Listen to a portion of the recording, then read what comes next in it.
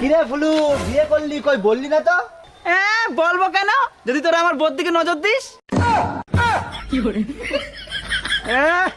নজর দেবো না আরো কিছু, ওই তো 70 বছরের বুড়ির বিয়ে করে নিয়ে এলি, জানি না বুঝি। দেখেছিস তোদের বলিনি, তাও তোরা আমার বোর দিকে নজর দিচ্ছিস। আরে ওইসব কথা ছাড় তুই। তোর যে ওই রথের প্রোগ্রামের কথা বলেছিলাম মনে আছে? হ্যাঁ হ্যাঁ মনে আছে। তা তুই প্রোগ্রাম করবি তো? হ্যাঁ করবো করবো। ভাই তুই খুব ভালো ভাই, এরা খারাপ। এ দীপক, মালটা আজকেও লাইনে আছে, এর আজকেও মুরগি বানানো যাবে।